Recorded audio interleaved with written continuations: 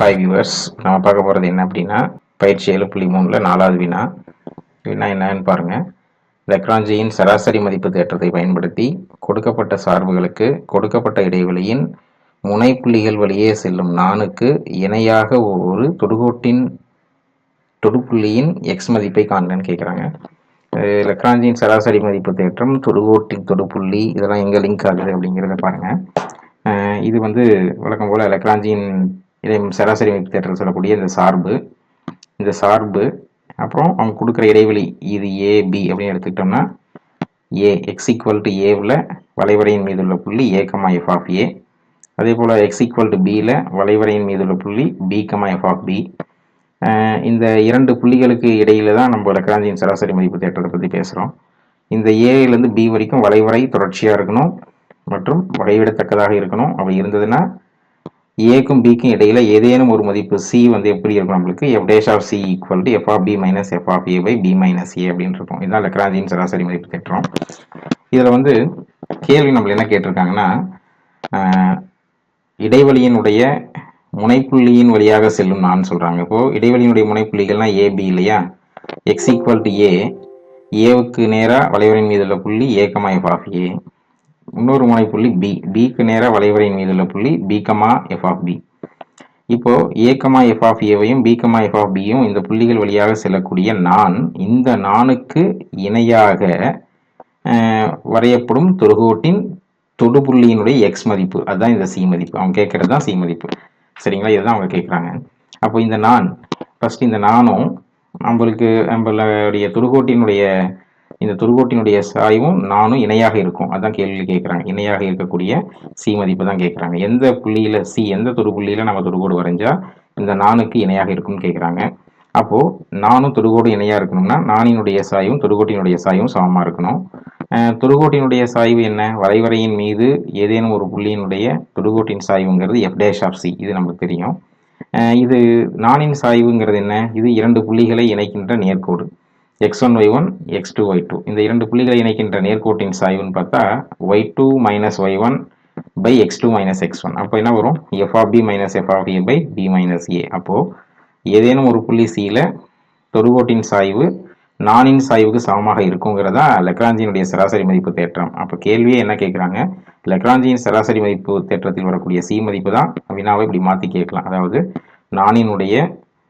நானுக்கு இணையான தொடுகோட்டினுடைய தொடுபுள்ளியின் எக்ஸ் மதிப்பு என்ன அப்படின்னு நம்ம கேட்கலாம். சரிங்களா, ஸோ அந்த தொடுகோட்டினுடைய தொடுபுள்ளியினுடைய எக்ஸ் மதிப்பு தான் என்னது, இந்த சி. அந்த F dash of C equal to F of B minus F of A by B minus ஏவுக்கு ஈக்குவலாக இருக்கிற மாதிரி கிடைக்கிற இந்த சி மதிப்பு, இதுதான் அவங்க கேட்குறாங்க.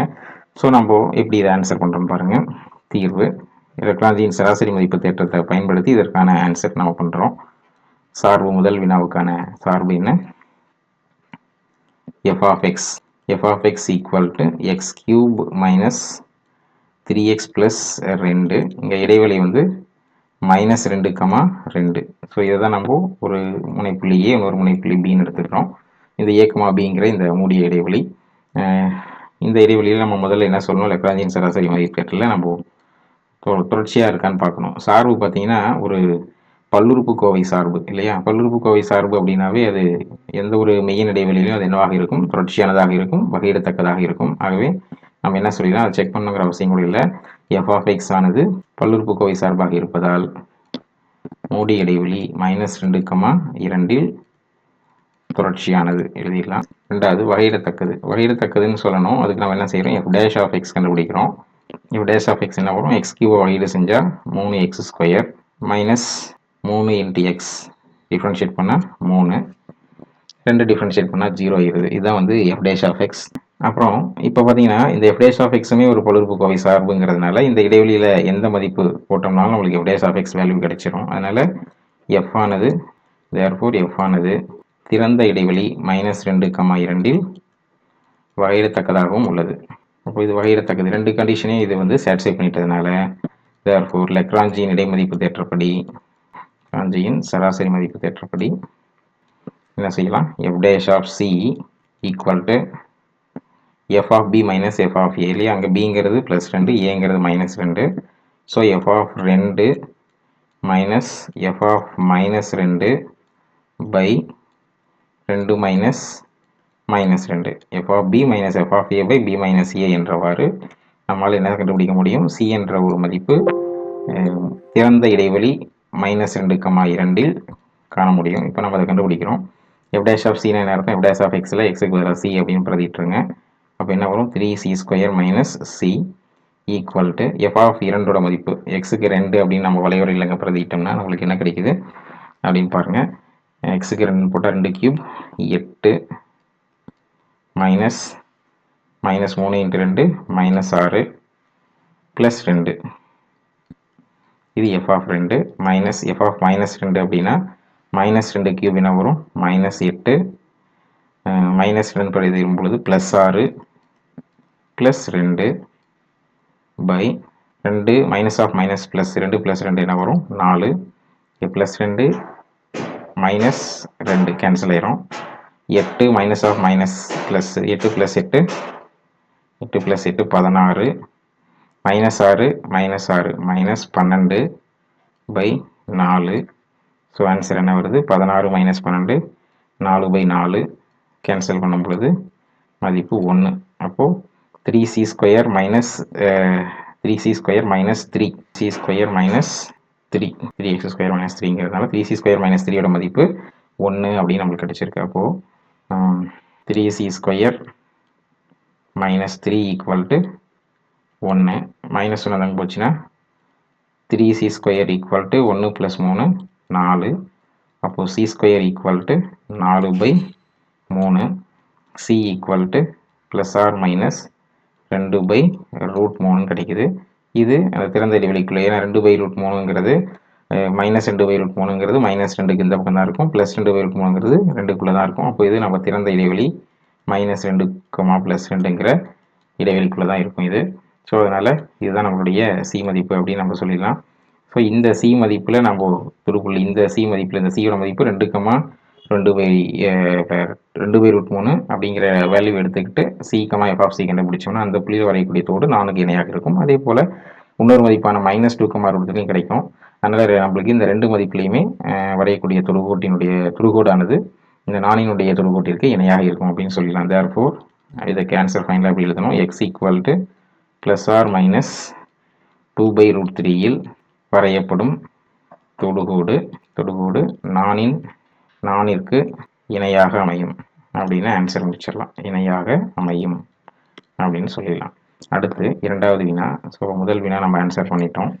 அடுத்து இரண்டாவது வினா எப்படி ஆன்சர் பண்ணுறோன்னு பாருங்கள். தீர்வு அதுவும் இதே போல தான், சார்பு மட்டும்தான் வேறு. அதே போல் 4க்கு இணையாக எந்த புள்ளியில் வரையக்கூடிய தொடுகோடு 4க்கு இணையாக இருக்குன்னு கேட்குறாங்க. இங்கேயும் நம்ம லெக்ராஞ்சியினுடைய சராசரி மதிப்பு தேற்றத்தில் வரக்கூடிய சி மதிப்பு தான் கண்டுபிடிக்கணும். f of x equal to x - 2 into x - 7. இங்கே வந்து எக்ஸோட மதிப்பு 3,11. இதுதான் வந்து நம்ம மூடிய இடைவெளி.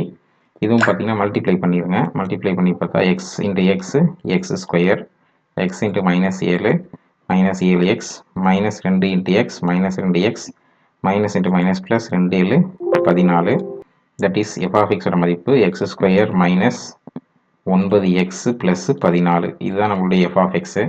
இந்த f of x பார்த்தீங்கன்னா இதுவும் ஒரு பல்லுறுப்புக்கோவையாக இருக்கிறதுனால இதை நம்மளால் என்ன செய்ய முடியும்? வகையிடவும் முடியும், ப்ளஸ் தொடர்ச்சியானதாகவும் இருக்கும். அதனால் ஃபஸ்ட்டு பாயிண்ட் இது வந்து ஆப்வியஸ் அப்படியே சொல்லிடலாம். therefore f of x ஆனது மூடிய இடைவெளி 3,11இல் தொடர்ச்சியானது. அடுத்து வகையீடு f dash கண்டுபிடிக்கலாம். f dash of x என்ன வருது? x² வகையீடு செஞ்சால் 2x - 9x டிஃபரன்ஷியேட் பண்ணால் 9 14 0 ஆயிடுது. இதுவுமே ஒரு பல்லுறுப்புக்கோவை தான். இதுவுமே இந்த திறந்த இடைவெளியில் கட்டாயம் மதிப்பு எல்லாமே நம்மளுக்கு கிடைக்கும். அதனால் therefore f ஆனது திறந்த இடைவெளி 3,11இல் வகையிடத்தக்கது. இந்த 2 லைனும் எழுதிடுறோம். வகையிடத்தக்கது. therefore 2 பாயிண்ட்டும் சாட்டிஸ்ஃபை ஆகிட்டதுனால லெக்ராஞ்சியின் சராசரி மதிப்பு தேற்றப்படி என்ன செய்ய முடியும்? f dash of c equal to 4னுடைய சாய்வு f of b, இங்கே b வந்து 11, a வந்து 3. So f of 11 minus f of 3/11 - 3 என்றவாறு நம்ம c belongs to திறந்த இடைவெளி 3,11 காண இயலும் அப்படிங்கிறது தான் லக்ராஞ்சியன் சராசரி மதிப்பு தேற்றம். ஸோ இப்போ டேஷ் ஆஃப் எக்ஸில் எக்ஸுக்கு பதிலாக சின்னு போட்டிங்கன்னா உங்களுக்கு என்ன கிடைக்கும் 2c மைனஸ் 9 எஃப் ஆஃப் 11 எக்ஸோட மதிப்பு 11 நம்ம எஃப் ஆஃப் எக்ஸில் பிரதியிடும் பொழுது எஃப் ஆஃப் 11ஓட மதிப்பு 36 அப்படின்னு உங்களுக்கு கிடைக்கும். மைனஸ் 3 அப்படின்னு நம்ம பிரதியிடும் பொழுது உங்களுக்கு வந்து -4 அப்படின்னு எஃப் ஆஃப் 3 வேல்யூ கிடைக்கும். By 11 minus 3 8. தேர்ஃபோர் இப்போ என்ன வருது 2c மைனஸ் 9 ஈக்குவல் டு 36 + 4 இல்லைங்களா, 36 + 4 பை 8. ஸோ 40/8 ஒரு 8 5 8 40. ஆன்சர் என்ன வருது 2c minus 9 equal to 5. Minus 9 தான் போச்சுன்னா 2c ஈக்குவல் டு 5 + 9. அப்போது 2c ஈக்குவல் டு 14. சியோட மதிப்பு 14/2. கேன்சல் பண்ணால் 7 கிடைக்குது. சி மதிப்பு 7. பார்த்தீங்கன்னா இந்த 7ங்கிற மதிப்பு 3க்கும் 11க்கும் இடைப்பட்ட ஒரு மதிப்பு தான். ஸோ இது திறந்த இடைவெளி 3,11 இருக்குது. தேர்ஃபோர் நம்ம என்ன செய்யணும், ஆன்சர் எப்படி செய்யலாம், இப்போ இந்த எக்ஸ் ஆயத்தொலைவை எடுத்துக்கொண்டு இந்த சி மதிப்பை எக்ஸ் ஆயத்தொலைவாக எடுத்துக்கொண்டு அந்த புள்ளியில் எக்ஸ் ஈக்குவல் டு 7 வரையப்படும் தொடுகோடு நானிற்கு இணையாக அமையும் அப்படின்னு சொல்லிடலாம்.